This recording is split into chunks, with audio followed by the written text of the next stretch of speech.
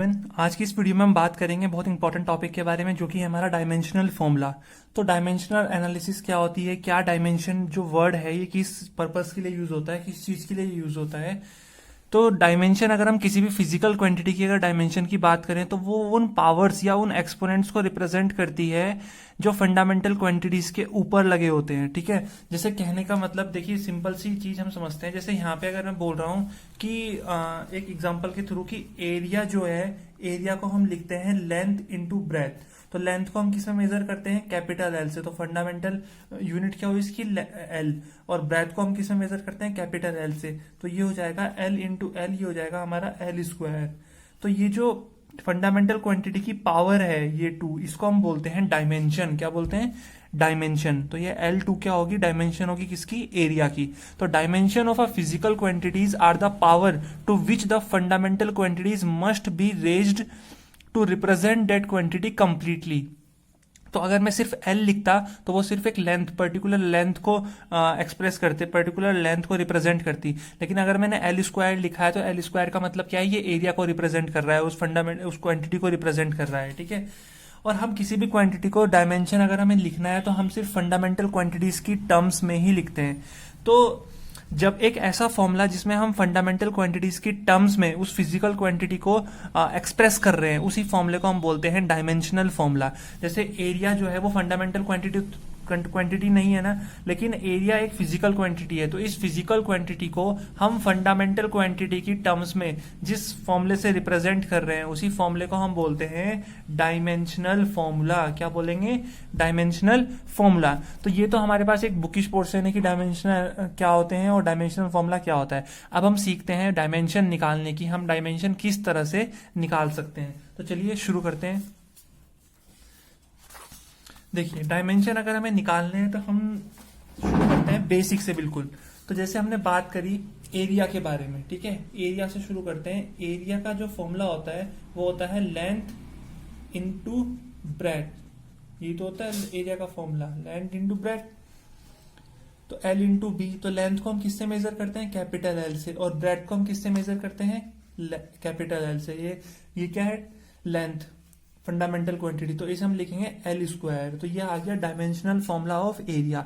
मतलब एक physical quantity को हमने एक फंडामेंटल क्वांटिटी के फॉर्म में एक्सप्रेस कर दिया, फंडामेंटल क्वांटिटी की टर्म्स में एक्सप्रेस कर दिया। तो इसी को हम बोलते हैं डायमेंशनल फॉर्मूला। अब सेकंड हम बात करते हैं वॉल्यूम की। तो जब हम वॉल्यूम की बात कर रहे हैं तो वॉल्यूम क्या होती है, L into B into H. तो लेंथ को हम करते हैं एल से रिप्रेजेंट, ब्रेथ को करते हैं एल से, और हाइट को करते हैं एल से। तो ये हमारे पास हो जाएगा एल क्यूब। क्या हो जाएगा, एल क्यूब। तो हमेशा ध्यान रखना है फंडामेंटल क्वांटिटीज हमारे पास कौन कौन सी होती हैं, mass, length, time, temperature, electric current, luminous intensity और अमाउंट ऑफ सब्सटेंस। इन 7 की फॉर्म में ही हम रिप्रेजेंट करेंगे। तो वैसे बेसिक 3 जो होती है हमारे पास, इनमें से भी जो बेसिक 3 है वो है मास, लेंथ और टाइम। ठीक है, तो यहाँ पे मास तो 0 है और लेंथ 0 है। तो हम इसको ऐसे भी लिख सकते हैं कि m0, L3 और T0। तो दोनों का मतलब सेम है, चाहे तो हम ये लिखें तो भी सही है और ऐसे लिखें तो भी सही है। अब बात करते हैं डेंसिटी की। तो जब डेंसिटी की बात करते हैं, डेंसिटी क्या होती है हमारे पास, डेंसिटी होती है mass upon volume, mass upon volume.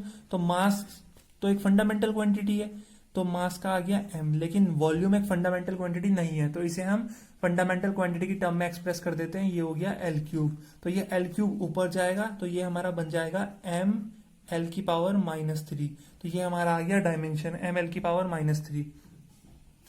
और डायमेंशन से हम इसकी यूनिट भी लिख सकते हैं। ये एल स्क्वायर है, L2 है, तो ये हो जाएगा हमारा मीटर स्क्वायर यूनिट एरिया की। वॉल्यूम क्या है, एल क्यूब, मतलब ये हो जाएगा मीटर क्यूब। ये क्या है, m एल की पावर -3। तो मास की यूनिट क्या होती है, kg, और लेंथ की होती है मीटर। ये इनवर्स क्यूब आ गया। ठीक है, तो इस तरह से बहुत इजी है डायमेंशन लिखना, इस तरह सीखते जाएंगे। जैसे वेलोसिटी का फॉर्मूला होता है डिस्टेंस अपॉन टाइम। क्या होता है, डिस्टेंस अपॉन टाइम। डिस्टेंस एक जो होता है, या डिस्प्लेसमेंट एक डिस्टेंस को हम किस में मेजर करते हैं, लेंथ में। और लेंथ क्या है, एक फंडामेंटल क्वांटिटी है। टाइम को हम मेजर करते हैं टी से। तो टाइम भी एक फंडामेंटल क्वांटिटी है, टी से रिप्रेजेंट कर दिया। तो इसका डायमेंशन आ गया LT-1। यूनिट की अगर बात करें तो लेंथ की यूनिट होती है मीटर और टाइम की होती है ये पर सेकेंड आ गया। ठीक है, अब फिफ्थ हम बात करते हैं, जैसे एक्सेलरेशन है, एक्सेलरेशन को हम लिखते हैं वेलोसिटी अपॉन टाइम, ये लिखते हैं ना। तो वेलोसिटी की डायमेंशन क्या है भी हमारे पास, एल टी माइनस वन, तो ये आ गया L T minus one upon time की आ गई टी, तो ये वाला टी भी ऊपर जाएगा, तो वेलोसिटी की डायमेंशन आ जाएगी एल टी माइनस टू, और यूनिट हो जाएगी क्या, एल की यूनिट क्या होती है मीटर, और इसकी हो जाएगी सेकेंड इनवर्स स्क्वायर, मीटर पर सेकेंड स्क्वायर। नेक्स्ट हम बात करते हैं फोर्स के। तो फोर्स क्या होता है, फोर्स होता है हमारे पास मास इनटू एक्सेलरेशन। तो मास की डायमेंशन होती है m, और एक्सेलरेशन अभी हमने फाइंड आउट किया L T minus to.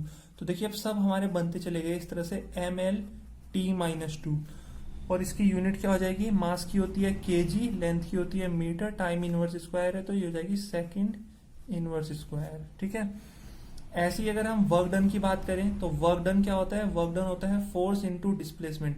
Force की डायमेंशन अभी हमने निकाली कितनी, M L T minus two, और डिस्प्लेसमेंट की डायमेंशन कितनी है एल, तो इसको हम लिखेंगे M L two T minus two. अच्छा ये तो मैं सीरीज में अगर चल रहा हूं तो मेरे को पता है, लेकिन अगर मैं इसको अलग से करता तो मेरे को फोर्स की डायमेंशन मालूम नहीं होती, तो मैं क्या लिखता, फोर्स को लिखता मास इनटू एक्सेलरेशन। तो मास की तो हमें पता है एम, और एक्सेलरेशन की हमें नहीं पता है, तो एक्सेलरेशन को मैं लिखता velocity upon time into displacement. तो मैं वेलोसिटी की मेरे को नहीं पता है, तो वेलोसिटी को मैं लिखता डिस्प्लेसमेंट अपॉन टाइम। तो इस तरह से हम क्या करते हैं, डायमेंशन निकालते रहते हैं। तो हमें ये बेसिक डायमेंशन पता होनी चाहिए अच्छे से। अब हम बात करते हैं अपने एट्थ वाले की। एट्थ में हम निकालते हैं पावर की, किसकी निकालेंगे, पावर की। तो पावर जो होता है हमारे पास, पावर का फॉर्मूला होता है work done upon time, work done upon time, और वर्क की डायमेंशन अभी हमने निकाली M L two T minus two, और टाइम की होती है हमारे पास टी। तो पावर की डायमेंशन क्या हो जाएगी, एम एल टू, और ये टी ऊपर जाएगा तो माइनस का three, T minus three. Unit क्या हो जाएगी, मास की केजी, लेंथ की मीटर, मीटर स्क्वायर, और ये हो जाएगा पर सेकेंड क्यूब। इस तरह से हम निकाल सकते हैं। ठीक है, अच्छा आगे बढ़ते हैं। आगे बढ़ेंगे तो हम किसकी निकालेंगे, काइनेटिक एनर्जी की निकालेंगे। काइनेटिक एनर्जी भी एक फिजिकल क्वांटिटी है, तो हाफ एम वी स्क्वायर, तो ये हो जाएगा हाफ, हाफ कांस्टेंट की कोई डायमेंशन नहीं होती, वेरिएबल की होगी, तो मास की हो जाएगी, मास की हो जाएगी एम। ये सॉरी कि ये हाफ की डायमेंशन नहीं होगी, ये मास की हो जाएगी एम, और वेलोसिटी की डायमेंशन क्या होती है एल टी माइनस वन, इसका स्क्वायर है वेलोसिटी का, तो ये हो जाएगा, तो ये हो जाएगा एम, और ये स्क्वायर अंदर मल्टीप्लाई होगा तो L two T minus two. तो ये सॉल्व करेंगे तो ये हो जाएगा M L two T minus two. Unit क्या हो जाएगी, केजी मीटर स्क्वायर पर सेकेंड स्क्वायर। ठीक है, इस तरह से जो है हम डायमेंशन निकाल सकते हैं किसी भी चीज की। आगे चलते हैं, आगे हम और डायमेंशन निकालेंगे। आगे हम चलते हैं जैसे अपना अगले टॉपिक की तरफ, जैसे वो है मोमेंटम। अब हम किसके निकाल रहे हैं, मोमेंटम की निकाल रहे हैं। तो मोमेंटम का फॉर्मूला क्या होता है, मोमेंटम को हम डिनोट करते हैं पी से, और इसका फॉर्मूला होता है मास इंटू वेलोसिटी, पी बराबर एम वी। तो मास की डायमेंशन होती है एम, और वेलोसिटी की होती है एल टी माइनस वन। तो मोमेंटम की डायमेंशन क्या हो जाएगी, M L T minus one, क्या हो जाएगी, M L T minus one. ठीक है, अब हम बात करते हैं अपने अगले की, ये है प्रेशर। प्रेशर, तो प्रेशर को हम बोलते हैं फोर्स अपॉन एरिया। तो फोर्स की डायमेंशन क्या होती है, M L T minus two, और एरिया की होती है एल टू। तो एक एल से ये स्क्वायर कैंसिल हो जाएगा, और ये वाला एल ऊपर जाएगा, तो it becomes M L minus one T minus two. तो प्रेशर की डायमेंशन क्या हो जाएगी, M L minus one T minus two. ठीक है, अब हम बात करते हैं अगली फिजिकल क्वांटिटी की, जैसे मोमेंट ऑफ इनर्शिया। क्या है, moment of inertia. Moment of inertia का देखो, डायमेंशन निकालने के लिए हमें जो सबसे जरूरी चीज है वो है फॉर्मूला। हमें फॉर्मूला पता होना चाहिए। मोमेंट ऑफ इनर्शिया का फॉर्मूला होता है, या मोमेंट ऑफ इनर्शिया ना बोल के हम बोल सकते हैं मोमेंट ऑफ फोर्स, क्योंकि मोमेंट ऑफ इनर्शिया हम बाद में लेके आएंगे। मोमेंट ऑफ फोर्स, क्योंकि इसी को हम बोलते हैं क्या, टॉर्क। टॉर्क, क्योंकि ये हमने पढ़ना भी आगे। ठीक है, हाँ, लॉज ऑफ मोशन चैप्टर में हमने पढ़ना है टॉर्क। तो टॉर्क की जो डायमेंशन होती है वो क्या होगी, तो टॉर्क का फॉर्मूला होता है फोर्स इंटू परपेंडिकुलर डिस्टेंस। क्या होता है, फोर्स इंटू परपेंडिकुलर डिस्टेंस। अब फोर्स की डायमेंशन क्या होती है, M L T minus two, और परपेंडिकुलर डिस्टेंस, परपेंडिकुलर डिस्टेंस कितना होता है, परपेंडिकुलर डिस्टेंस का मतलब होता है एल। तो ये हो जाएगा mL2T-2 ये डायमेंशन हो जाएगी। ठीक है, अब हम बात करते हैं अगले की। अगला है हमारे पास इम्पल्स। क्या है हमारे पास? इम्पल्स। इम्पल्स का जो फॉर्मूला होता है वो होता है force into time. Force into time, और फोर्स की डायमेंशन होती है mL_T-2 और टाइम की डायमेंशन होती है t। तो इम्पल्स की डायमेंशन हो जाएगी ml, ये t इसके साथ मल्टीप्लाई होगा तो t-1। तो इम्पल्स की डायमेंशन क्या हुई? mL_T-1। ऐसे ही हम स्ट्रेस की डायमेंशन निकालते हैं। स्ट्रेस की अगर हम डायमेंशन निकालेंगे तो स्ट्रेस का फॉर्मूला होता है फोर्स अपॉन एरिया। तो फोर्स की डायमेंशन होती है mL_T-2 और एरिया की होती है L2। तो एक L से ये स्क्वायर कैंसिल हो जाएगा, तो ये हो जाएगा mL-1T-2। ठीक है, ऐसे ही अब हम निकालते हैं स्ट्रेन की। किसकी निकालेंगे? स्ट्रेन की। स्ट्रेन की डायमेंशन निकालते हैं। स्ट्रेन का फॉर्मूला होता है और change in length upon original length. तो ओरिजिनल लेंथ होती है L और चेंज इन लेंथ L और ओरिजिनल लेंथ की डायमेंशन भी L। तो ये आ गई हमारे पास, कितना आ गया? 1 आ गया आंसर। इसका मतलब है M0, L0 और T भी 0। तो स्ट्रेन की डायमेंशन ये आ गई। ठीक है, अब अगर हम निकालें ऐसे ही एंगल की डायमेंशन, इसकी या एंगल की, तो एंगल क्या होता है? Arc upon radius. आर्क को हम किस में मेजर करते हैं? L से, और रेडियस को भी हम लेंथ से मेजर करते हैं। तो कैंसिल हो गया, 1 आ गया। इसकी डायमेंशन भी क्या होगी? M0, L0, T0। ऐसे ही हम आगे बात करते हैं। जैसे हम बात कर रहे हैं किसकी? फ्रीक्वेंसी की। फ्रीक्वेंसी की हम बात कर रहे हैं, तो फ्रीक्वेंसी की डायमेंशन अगर निकालनी है तो फ्रीक्वेंसी क्या होता है? 1 अपॉन टाइम। तो ये हो जाएगा 1 अपॉन टाइम की डायमेंशन t होती है। तो ये हमारा आ जाएगा T-1, मतलब M0, L0 और T-1। इस तरह से हम इसको लिख सकते हैं। देखिए, अब हमारे पास कुछ और क्वेश्चन है, जैसे कोफिशिएंट ऑफ विस्कोसिटी है। कोफिशिएंट ऑफ विस्कोसिटी की अगर हमें डायमेंशन निकालनी है तो हमें इसका फॉर्मूला पता होना चाहिए। इसका फॉर्मूला क्या होता है? Force into distance upon area into velocity. तो फोर्स की डायमेंशन क्या होती है? फोर्स की डायमेंशन होती है mL_T-2, डिस्टेंस की होती है L, अपॉन एरिया की होती है L2, और वेलोसिटी की क्या होती है? वेलोसिटी की होती है LT-1। तो अगर हम इसको सॉल्व करें तो इस L से ये L कैंसिल हो जाएगा, इस L से ये स्क्वायर कैंसिल हो जाएगा। तो हमारा जो आंसर आएगा वो आएगा M, और M के बाद क्या आएगा? M के बाद हमारे पास आएगा ये L ऊपर चला जाएगा तो ये आ जाएगा L-1। क्या हो जाएगा? L-1, और ये T-2 है, और ये ऊपर जाएगा तो T+1, तो ये T-1 बचेगा। तो ये हमारी डायमेंशन आ जाएगी। ठीक है, और इसके फॉर्मूले की यूनिट की अगर बात करें तो न्यूटन पर मीटर स्क्वायर, या फिर हम बोल सकते हैं पास्कल सेकंड इसकी यूनिट होती है। ठीक है, कोफिशिएंट ऑफ विस्कोसिटी की। नेक्स्ट हम बात करते हैं प्लैंक्स कांस्टेंट की। एच से डिनोट करते हैं। फॉर्मूला होता है एनर्जी अपॉन फ्रीक्वेंसी। एनर्जी की डायमेंशन हमें पता है mL_T-2, और फ्रीक्वेंसी की डायमेंशन क्या होती है? T-1। क्या होती है? T-1। तो इसको हम T-1 लिखेंगे, तो ये हो जाएगा हमारे पास mL, ये T-1 ऊपर जाएगा तो ये हो जाएगा mL, ये सॉरी mL2T-2 होती है, तो mL2 और ये T-1। तो ये डायमेंशन हो जाएगी हमारी किसकी? प्लैंक्स कांस्टेंट की। नेक्स्ट हम बात करते हैं स्पेसिफिक हीट की। तो स्पेसिफिक हीट का फॉर्मूला होता है heat upon mass into temperature. तो heat is a form of energy, और एनर्जी की यूनिट क्या होती है? mL2T-2 अपॉन मास की डायमेंशन होती है m, और टेम्परेचर की डायमेंशन क्या होती है? टेम्परेचर की डायमेंशन हम लेते हैं केल्विन के। ठीक है, तो m से m कैंसिल हो जाएगा, तो इसकी डायमेंशन हमारे पास आ जाएगी, m तो 0 है और ये l कितना है? 2 है, T-2 है, और ये k ऊपर जाएगा तो -1। k को हम mLT की फॉर्म में कन्वर्ट नहीं करेंगे, क्योंकि k भी एक हमारे पास फंडामेंटल क्वांटिटी होती है। केल्विन टेम्परेचर फंडामेंटल क्वांटिटी है ना, तो हम k को एज इट इज रहने देंगे। ऐसे ही हमारे पास अगला है एंट्रोपी बराबर हीट अपॉन टेम्परेचर। तो हीट की dimension, heat is a form of energy, तो mL2T-2 अपॉन टेम्परेचर k, तो ये इट बिकम्स mL2T-2K-1। तो हीट की डायमेंशन ये होगी। ठीक है, इसका जो फॉर्मूला होता है एंट्रोपी का, यूनिट होती है जूल पर केल्विन होती है, और स्पेसिफिक हीट की जो यूनिट होती है वो होती है जूल पर केजी पर केल्विन, ध्यान रखना है। अब बात करते हैं यूनिवर्सल गैस कांस्टेंट की। फॉर्मूला होता है PV upon NT, pressure volume upon number of moles into temperature. तो प्रेशर की यूनिट क्या होती है, प्रेशर की यूनिट हम ऑलरेडी निकाल चुके हैं, होती है ml-1 T-2।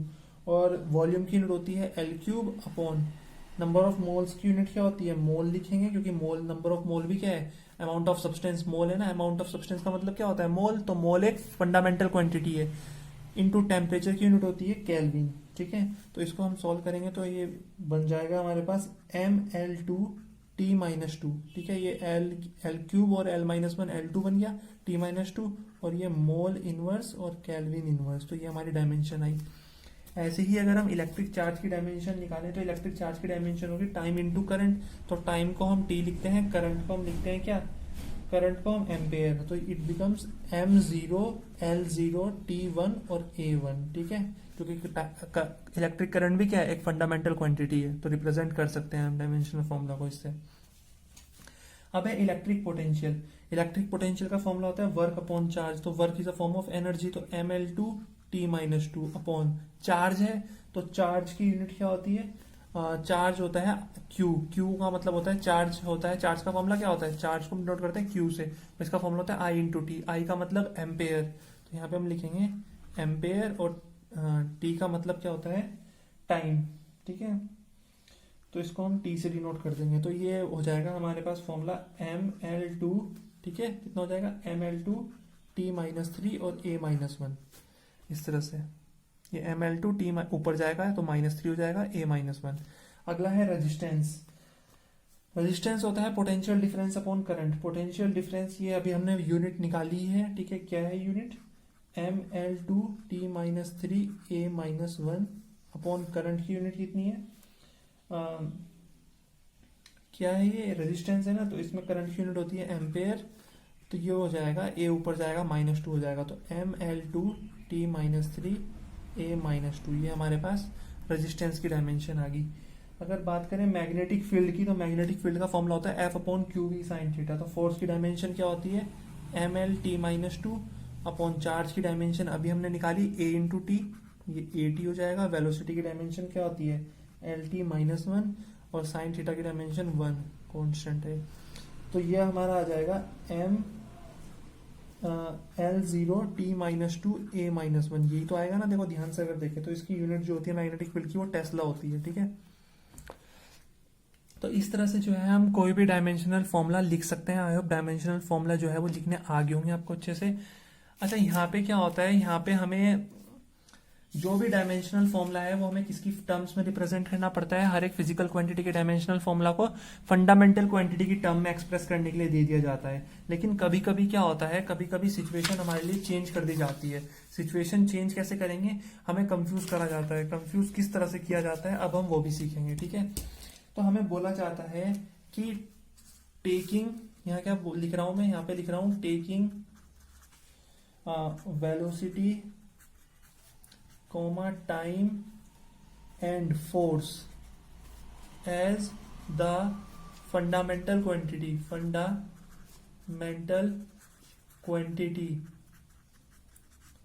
find dimension of mass। देखिए अभी तक हम अपने हिसाब से चल रहे थे कि length, mass, time, temperature, amount of current, amount of substance और इलेक्ट्रिक करंट और ल्यूमिनियस इंटेंसिटी हमारे पास फंडामेंटल क्वांटिटीज होती हैं। तो सबके डायमेंशनल फॉर्मूला इन्हीं की टर्म्स में एक्सप्रेस करने हैं।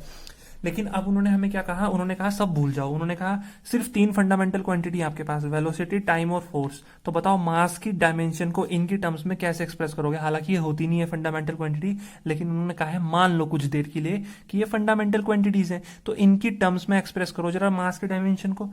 तो हम क्या बोलेंगे, हम बोलेंगे ठीक है करते हैं।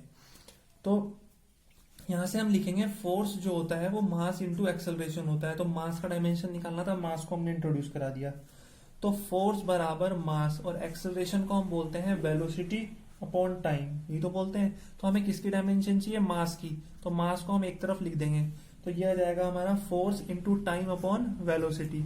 अब देखिए हमारे पास फोर्स है, टाइम है, वेलोसिटी है, तो आ गई ना डायमेंशन। तो फोर्स भी फंडामेंटल क्वांटिटी है, तो F, टाइम भी फंडामेंटल क्वांटिटी है, और V-1 ये भी फंडामेंटल क्वांटिटी है। तो हमारा आंसर आ गया FT V इनवर्स। ठीक है, तो इस तरह से जो है हम एक्सप्रेस कर सकते हैं।